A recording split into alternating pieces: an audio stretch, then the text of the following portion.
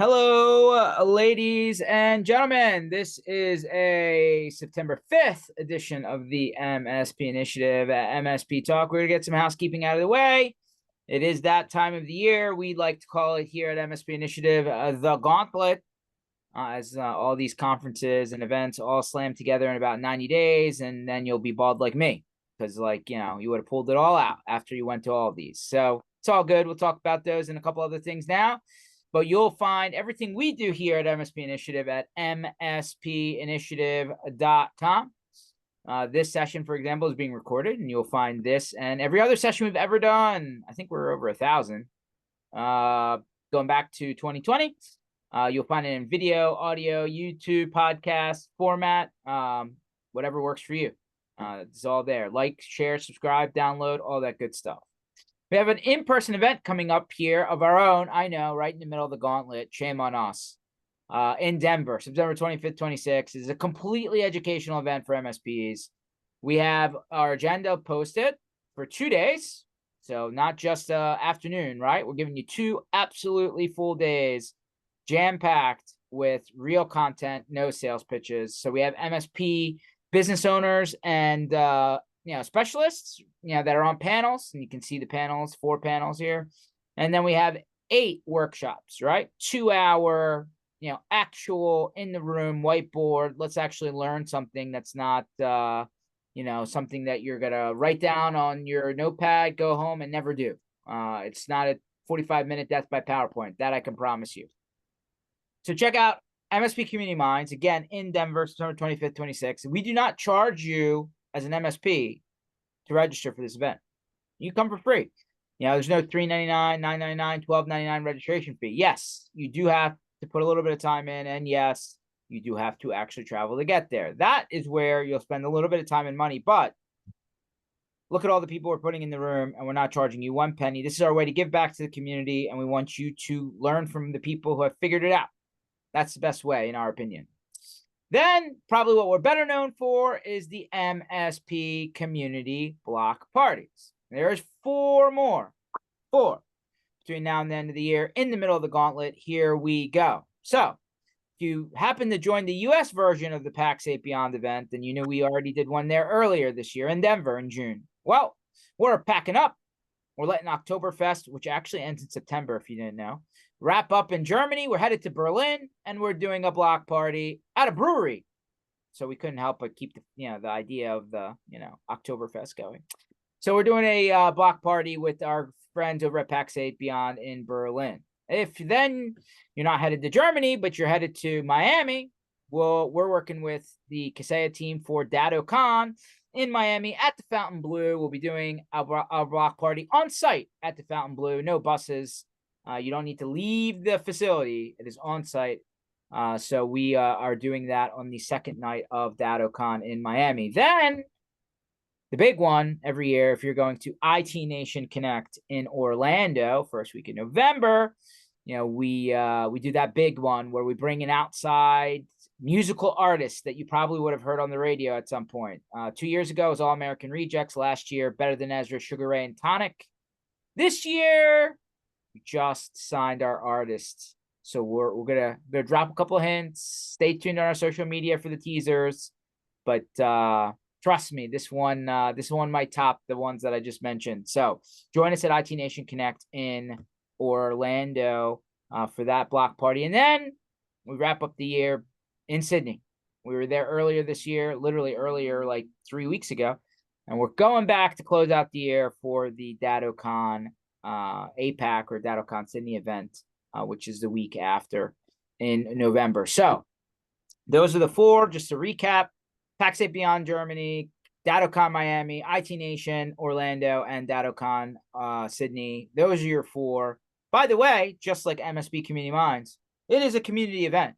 If you're an MSP, we encourage you to come and enjoy. No cost. A little beverage, a little food, a little community, and some good conversation. So join us there. Got some community offers here on mspinitiative.com and our industry calendar, which goes to the end of the year, December, and then we'll re-up for 2025 once we get past the gauntlet. And that is the housekeeping at mspinitiative.com. And yes, it is a lot of things going on in the next 90 days. We got you. A lot of air miles, a lot of TSA security, and a lot of beverages. And hopefully something that you actually help yourself with, like better yourself, your company, something like that. I think that's why we try and go to these things. All right. That out of the way, we bring a new guest onto the show for the first time. Anup from Threatmate. How are you doing today? Doing good, George. Thanks for having me. Yeah, welcome. So usually every time I invite somebody to this podcast that hasn't been on before, I like to give everybody some airtime on like a little bit of your background. How did you get into the tech industry, and then we'll go on to maybe a little bit about the company that you're working with, and then we'll go from there. Oh, sure. Appreciate that. I'll make it brief. So I've been in the tech industry for a long time.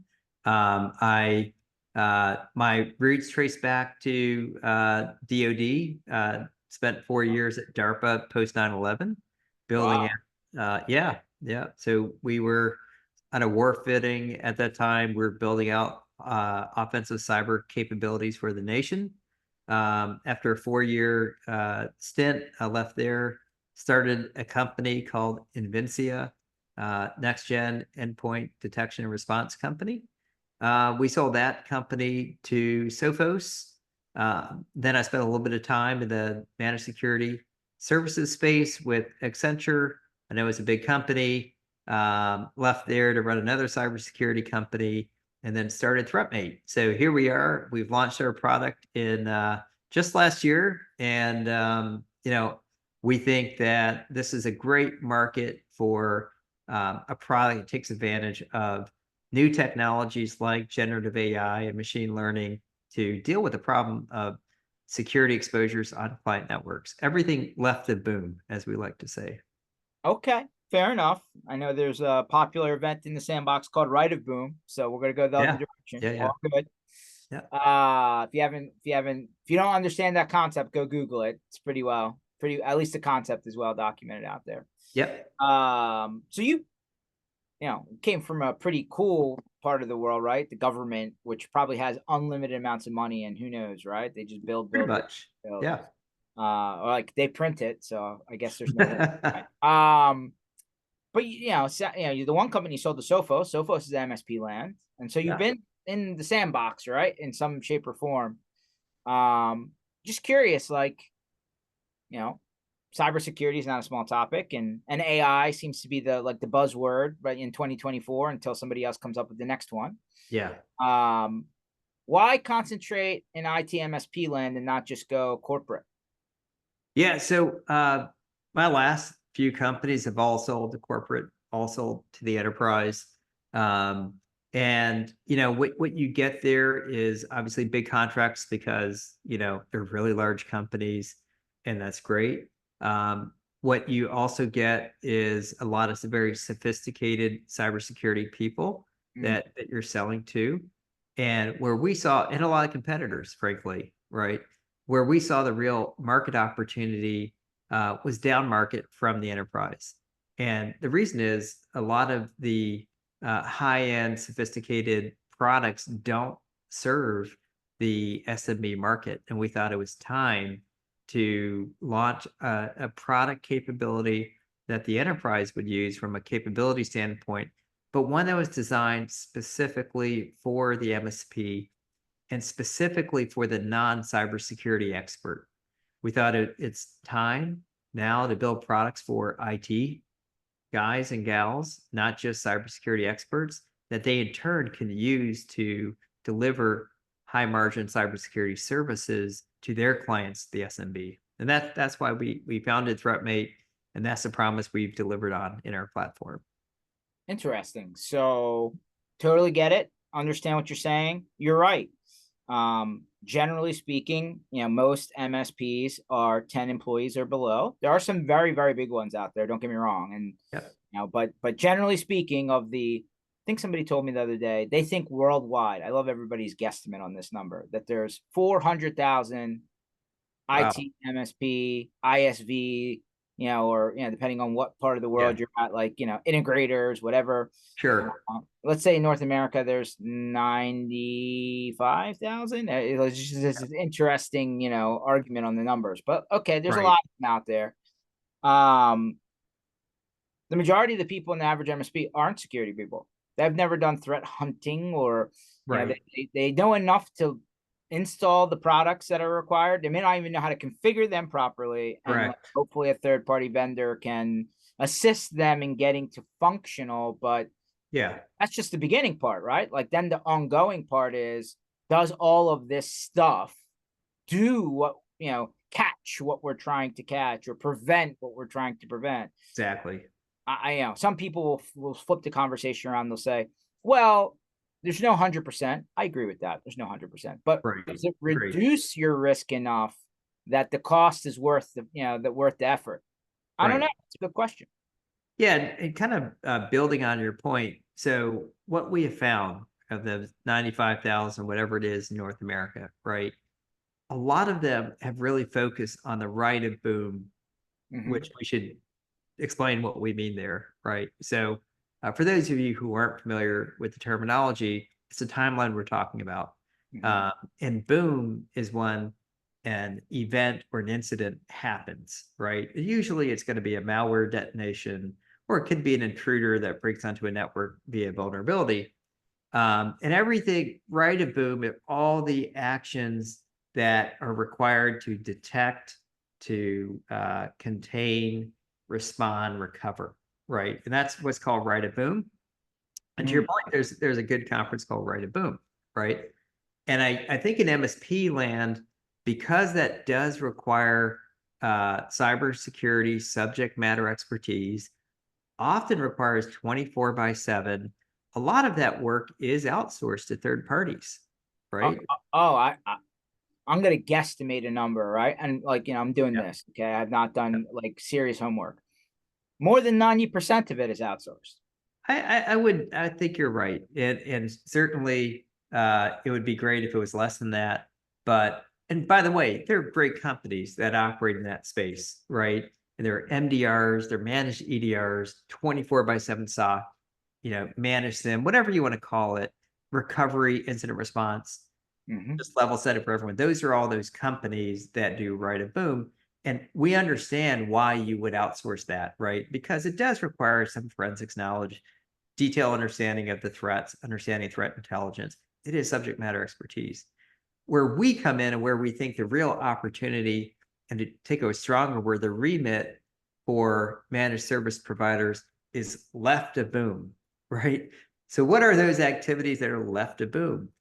It is the setup, management, securing, and monitoring of those networks to identify and cover the security exposures that the bad guys see and take advantage of, right? So another way of thinking about it is the better job you do as an IT professional to identify security exposures and remediate them before the adversary gets to them, the Mm-hmm. fewer booms happen and the fewer incidents that you need a right of boom to cover. And here's where it really gets better, I think. And I'll Oh, stop here. let me pause you. Let me Yeah, pause you right there. yeah. Yeah, I generally speaking, that is what the marketing is for almost every, I don't know, like let's say the average MSP who has gone down security lane. When I Hmm. say security lane, they haven't built their own departments, they're just outsourcing. But like Hmm. they've heard this layered approach. Maybe there are 8, 9, 10 products in across multiple different companies in order to, Sure.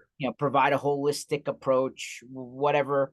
Um, but at the end of the day, like I think the concern is, and what at least the messaging to the end customer from the MSP is, well, we need to spend all this money in order to make it less possible that an event or a boom could happen. But then when the inevitable event does happen, they come back Right. and like, wait a minute, you sold me on paying for all this extra stuff, and what did Right. it do for me? I Yeah. mean, I could say, well, I'm going to put a wrinkle in here. I know everybody that follows this is going to laugh about what I'm going to say, but then there's also the side, the parallel incident of like, hey, you sold me really expensive security software and it crashed all our systems, i.e. CrowdStrike. And it's like, Yeah. well, Yeah. that wasn't intended, but yeah. Yeah. Yeah, no, I think it's a fair rebuttal, right? But I think everyone would agree the better job you do in securing those networks, the less likely, I'll make an analogy, right? So when we build houses, at the end of the day, we are concerned about all hazards, including fire, right? And the better job, and that's why there's code, right? The better job we do in fireproofing, literally putting up firewalls between townhouses, right? Making sure we've got smoke detectors in commercial buildings and even some residential water sprinklers, right? The better job we do in preparing for that unfortunate event, the less likely we will need fire trucks, firefighters putting out fires, right? So it's not about you'll never have a fire. We know that there's a chance you'll have a fire. It's about how do I build a structure that is less likely to have a fire because you built in all these other mechanisms. Same is true for networks, right? Okay. The better job we do in securing that network, the fewer incidents we'll have down the line. Each incident is very expensive, right? Well, okay. I love, but by the way, that was I think that was the best I've heard of somebody just trying to make it simple, right? Even to a non-technology person, it's like, hey, do you change your smoke alarm batteries every year? Like, do you make sure you got the fire extinguisher somewhere near your kitchen where you're cooking in the oven and whatever? Like, do you make Yeah. sure you shut off your gas when you're going on vacation just in case, like something bad happens? Actually, and water for that matter. I've seen people like come back and their house is flooded and like, Yeah. and it goes to a Water refrigerator that had sensors, like a little pin thing in it and it right? broke, and now you had a. Well, you use the burglar alarm analogy, right? So lock your doors, close your windows, do everything you can. You can't do enough, obviously, for a determined attacker to breach your house. But if they do breach your house, what do you have? You had a burglar detection. Well, you got the window sensors, Mm-hmm. you got the motion sensors. By the way, who does it call? Calls the police. It Mm-hmm. calls emergency response. Same analogy, right? So you're not going to leave your doors open and your windows open, your doors unlocked. That's what secure the network is. You want to prevent that scenario from happening so you don't have to call the police or put That's your fair. I like that analogy, and quite frankly, nobody's simplified it to that, but it actually makes very practical. It's like, do the things that we know make sense, right? Like, right.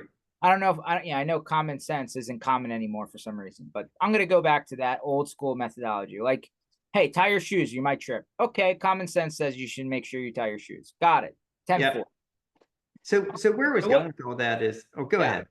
So okay, so left of boom, right? Let's Yeah. go back to Up to that. boom. So Yeah. boom is, and to your point, most MSPs have dealt with something, right?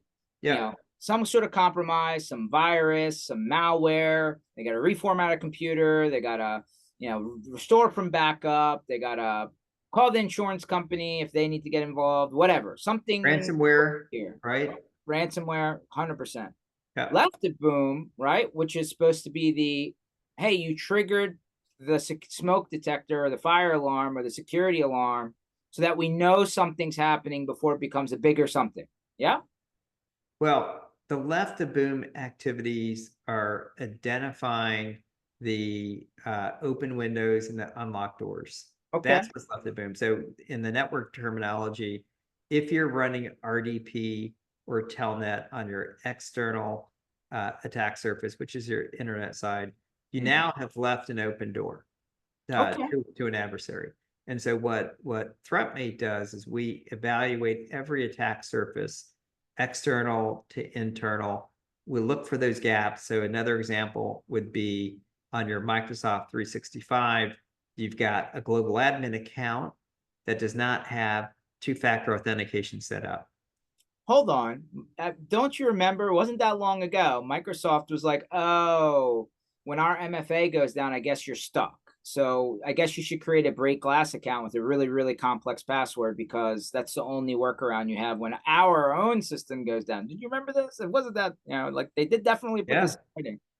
Yeah, they're very focused on MFA. You guys probably saw this, but you saw that they're going to now mandate MFA for global admins. And they had their own breach from Microsoft 36 or Office 365.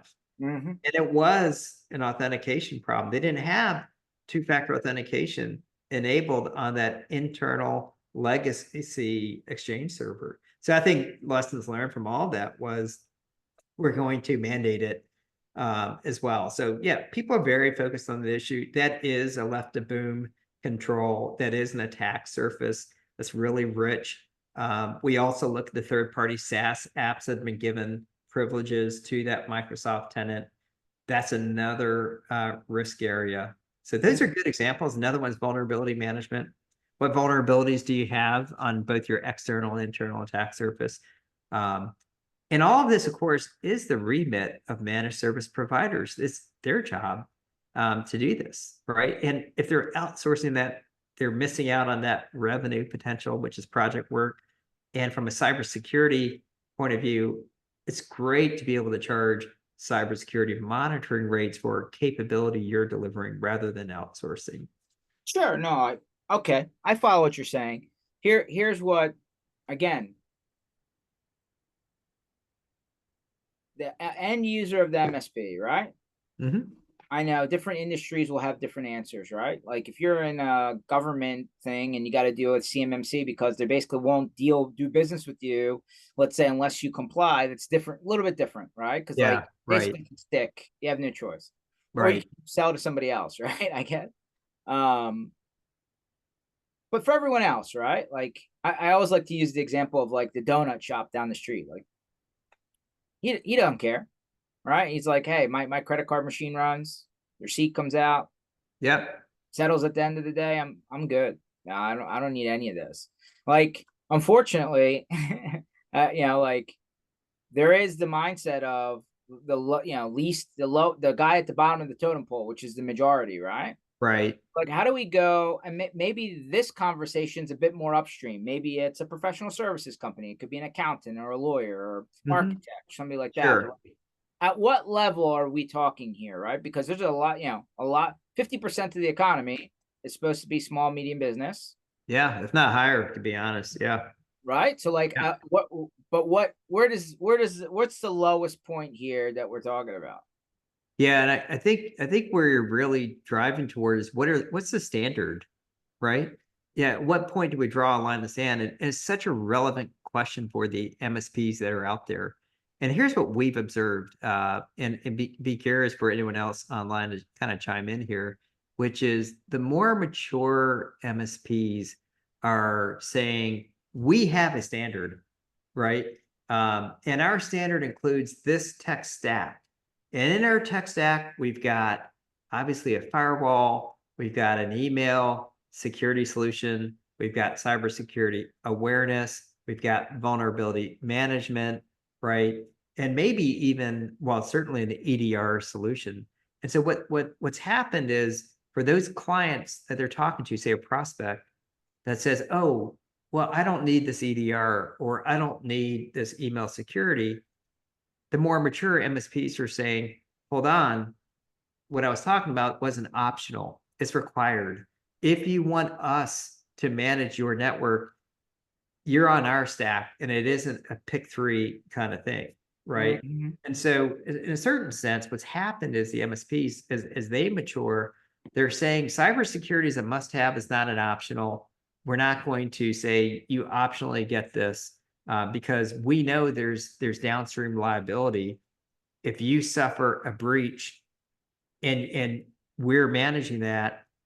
You can easily point the finger at us, especially if you don't have cyber insurance. You're going to be looking for who do I blame. And by the way, the cyber insurance industry has drawn a line in the sand. They have a standard, right? All these work together. Do they have a standard, or does it depend on the insurance company?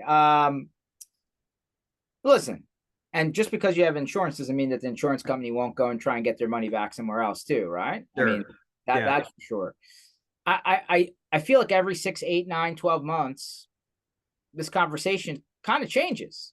Mhm. Like Where's the line now? Yeah, right, like it is right. the moving target, to It be is a honest. moving target. Absolutely. And remember, the policy covers the end customer, right? Like Right. construction company, the lawyer, the Yep. doctor's office, the school.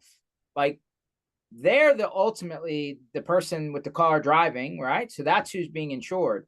The Right. MSP, there's a lot of legalese that you can put into your agreement that says, hey, listen, like hold harmless, not responsible, like, or Mhm. shared responsibility. Like it can't just all be on us. Like, Sure. the limit of our agreement only goes up until, like, there's a lot of this type of stuff that, quite frankly, you almost have to do to protect yourself as an IT provider or consultant or an MSP, whatever you want to call yourself. Because if you don't, then you leave your doors and windows open for a bad day too.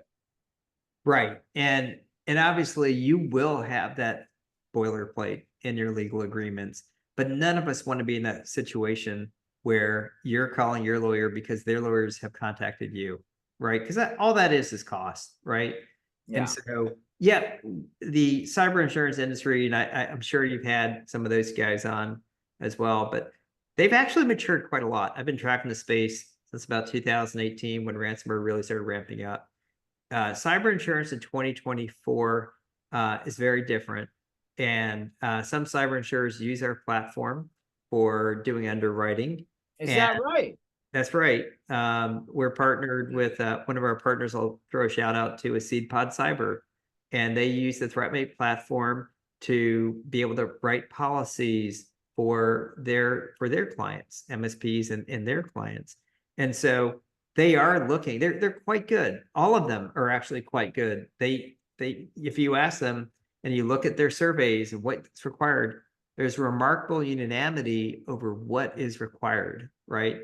At a fairly generic level. Now, the specifics, some will have different degrees of requirements, but some of those EDR, firewall, vulnerability management, um, the cybersecurity awareness training, all of them have those requirements today, right? And then they will look at the performance. Oh, MFA, that's another big one, right?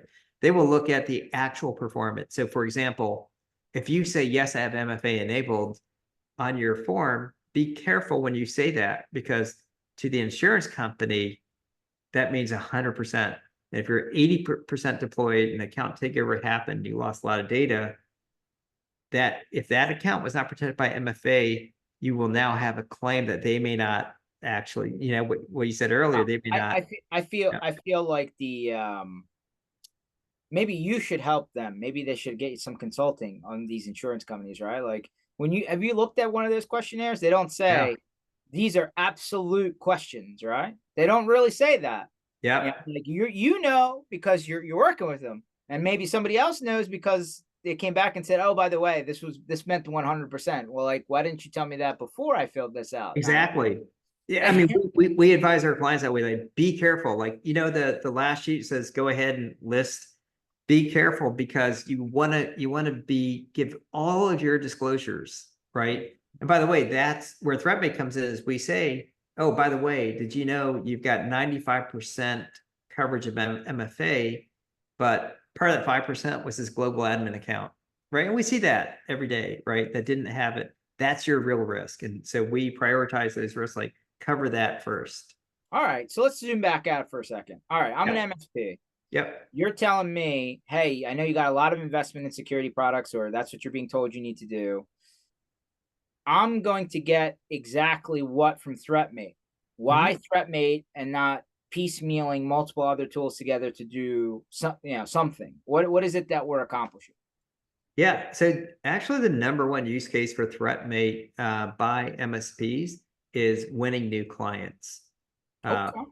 yeah. Yeah. So if you're an MSP, you're concerned about two things, and tell me if I'm wrong.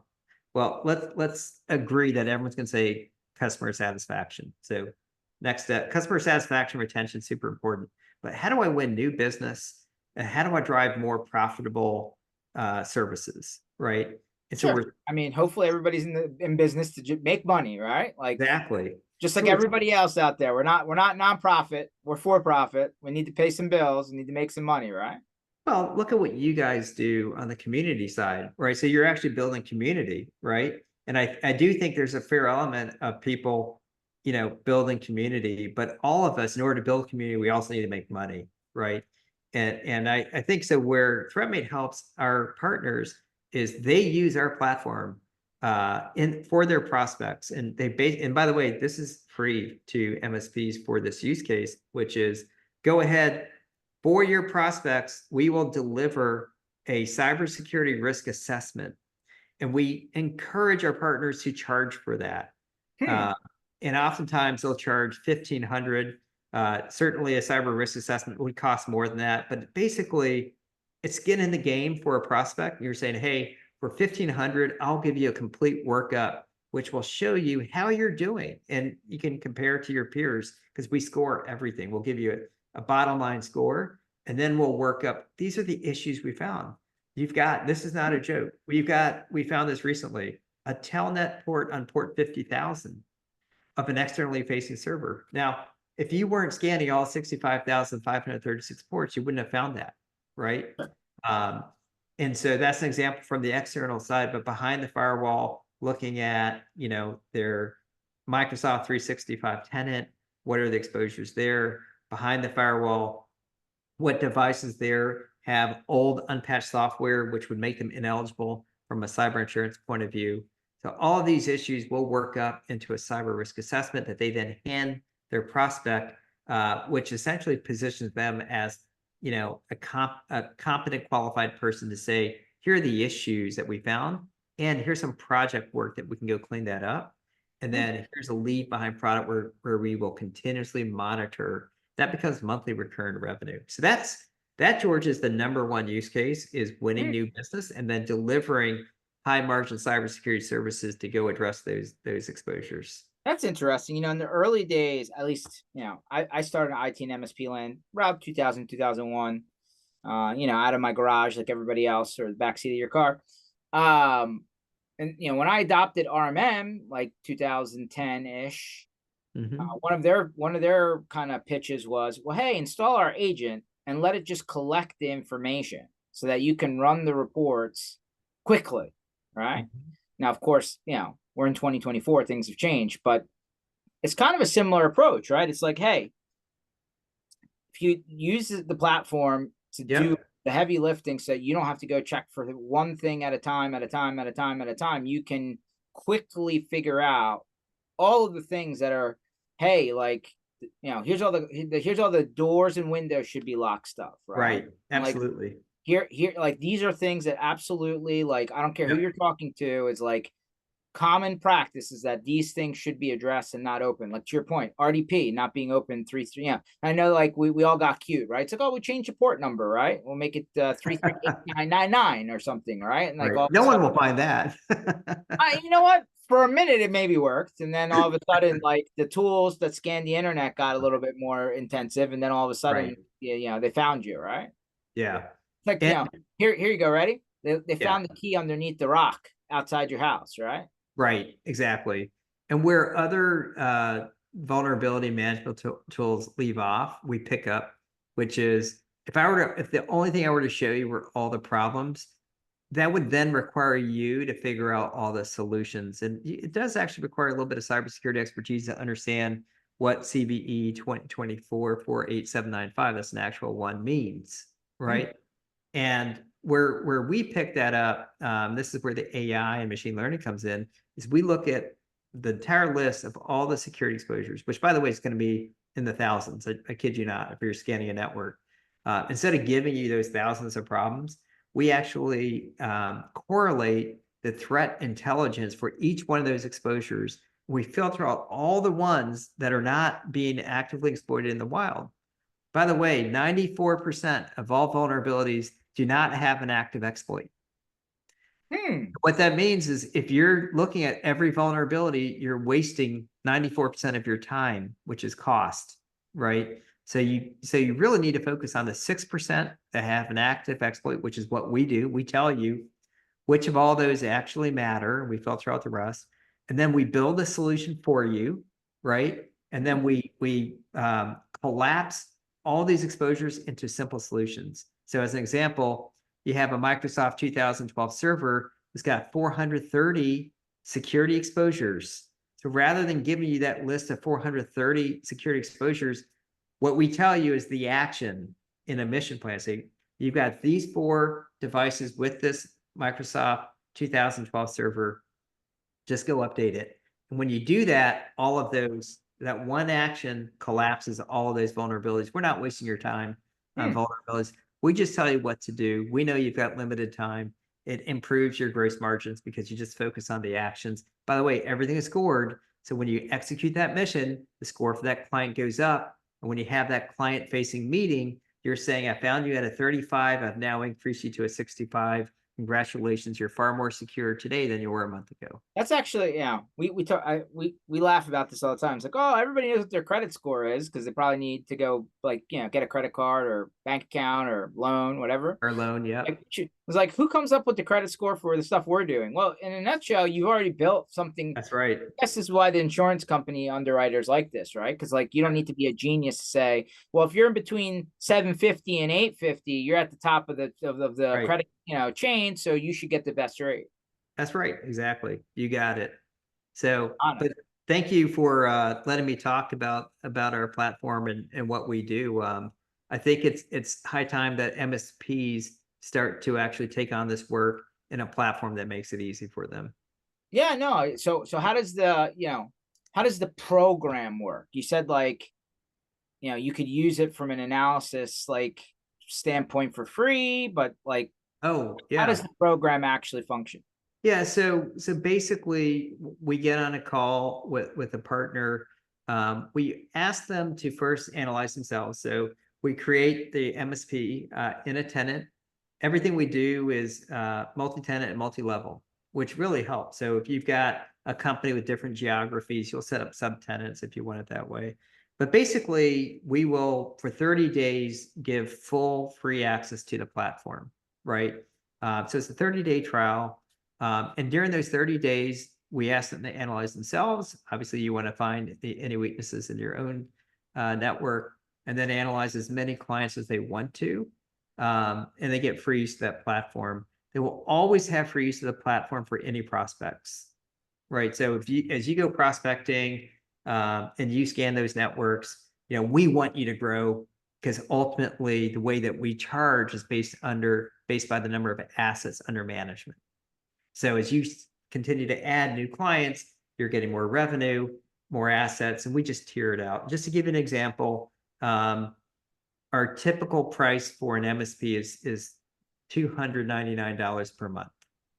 That's how much they're spending on us, and they get everything inside of our platform. So we priced it so where it's essentially cents per device that they're managing.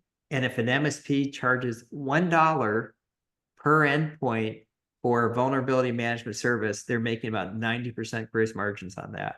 So price it so that it's not an option. Remember, this is not an option. It's something you have to do. But if you sell it as a service, you can make a 90% margin on it. So we think that's pretty attractive. How does the scanning part work? Is there some sort of device that needs to be installed? Is it just the software? Software. Yeah, it's a single agent that you would download to a device behind the firewall. It scans. It's an unauthenticated scan, which means that you don't have to log in to any device. You don't need administrative privileges to run this. But the good part is we'll find every device on the network, right? So not just laptops and servers, but things like IP cameras. IP cameras have Telnet oftentimes running, and they get compromised and run into Mirai botnets, right? So you want to identify those IP cameras, the printers, the routers, switches. We'll do automated pen test behind the firewall as well as on the outside. That'll attempt to log into cPanels. If you see that, we'll let you know if we're able to get that. So you get the automated pen test, the vulnerability scan, the M365 analysis, all of that at a pretty low price. So how does it work we're just an entirely remote workforce? Do you use something Great like question. or RMM to deploy something? And then and that's the use case for endpoint agent. So we do have an endpoint agent. It is pushed out via RMM. It gives you visibility, like you nailed it. It gives you visibility for those devices that are work from home or remote that aren't on the network. So if it's not on the network, our discovery agent won't find it. That's where this endpoint agent comes in. That's an authenticated scan. So it will see exactly what operating system, what patch level, what vulnerabilities, and even more importantly, it pulls back all the security configuration information for that device. So we do recommend it for all the devices because now with that security configuration information, you can do CIS compliance, you can do NIST CSF compliance, you can do any one of 35 to 40 different compliance schemes with our partner control map that we integrate with. Interesting. Okay, so you have a remote, you have a in office, behind the firewall. Okay, and then you create the score, and then I assume as the how often, I don't, is it doing a daily check, an hourly check, a per minute check, like, because at some point it's updating the score, right? That's right. So we scan daily, Okay, and we run our automated pen test weekly. And the score stays the same unless one of two things changes. You have a new exposure on the network, right? Then your score goes down. Or you run a mission and you fix some things up and the score goes up. So those are or you have a machine that's creating a lot of exposure and it goes away, right? Hopefully you remediate that machine, but anytime there's a change in the exposure, the attack surface or the threat, your score is going to change. interesting. And then, I would be, how many people then would take this information? Is there enough information in what your system pumps out to attach it to a cyber insurance? Oh, absolutely. Oh, our cyber insurance partners are able to give lower premiums to MSP clients because they now can begin to get information behind the firewall, right? Sure. So if they're not working with you already, could I take that and kind of like staple it to the form that they asked me to fill out? Like, would that work? Yeah, no, absolutely. They would love to see. So one of the things they'll look at is how good the patch management process is. And so, for example, if we do a scan behind the firewall, we find, a machine that's not been updated since 2015, which they'll know based on the CVEs we find. They will say your patch management processes are not good enough to give you our best rate. So please fix that. And that's where the MSPs come in, right? So that's why the partnership is between the cyber insurance company, the MSP, the client, where we come in is we provide that platform for the MSP to say, here are the issues. And by the way, if you let us fix these issues, your cyber insurance premiums are going to go down, right? So it's a win-win for the MSP and the client. Okay. So how do people find out more about this, the program, if they want to talk to somebody, all that jazz? Yeah. So go to threatmate.com/demo. Just schedule time with us. It takes about 35 minutes to just walk you through the demo. I'll tell you, I would say about 95% of the people who see the demo then sign up for the free trial because they can now get that analysis, that cybersecurity risk assessment for themselves and for any number of their clients or prospects that they want. So love for this audience to schedule demos, see the product in action. We'll also be at IT Nation Connect, drop by our booth there.